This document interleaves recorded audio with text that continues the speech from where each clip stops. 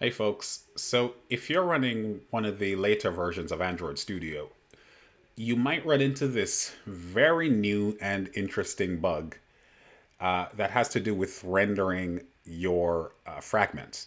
So here's what the problem looks like. Here I have a fragment that I just created with a layout, and I've placed on this layout a recycler view just to make it visible and obvious. If I then went to my activities layout and I wanted to place a fragment container view to host the fragment, so I search for fragment container view and I drag it onto my layout, my activities layout file, you might notice this problem. I'm going to select the fragment, I'm going to hit OK, and the entire layout fails to render. So this is a peculiar error. It's very new, and it apparently has to do with a new constraint, a new feature, if you will, that requires you specify the layout that the fragment container view should display. In the past, the fragment container view did not require you specify a layout, and in fact, it did not render a layout, at least not by default. Now it's essentially forcing you to do that. So what you can do is essentially you could go over to the code and type this in manually.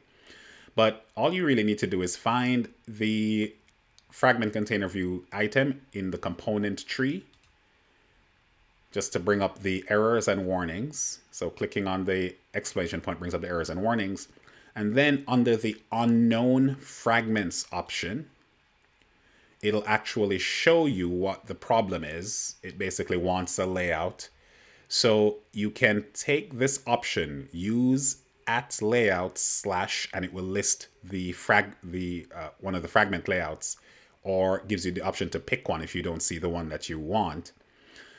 So since this is, of course, the layout for the actual fragment that I'm going to place in that container, I can select that, and there it actually starts to render the layout that is used for my fragment.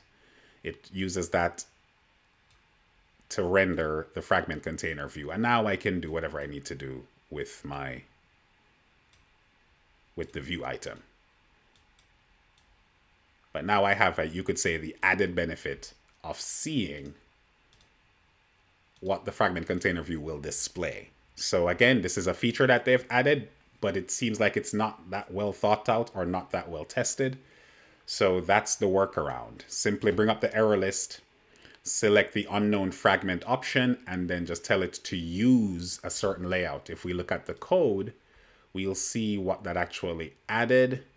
It was basically here, tools, layout, and it specifies the fragments. So tools, of course, is the namespace that specifies something for Android Studio. So this has nothing to do with what your app is going to show. This is just what Android Studio is going to use to render or show you the view.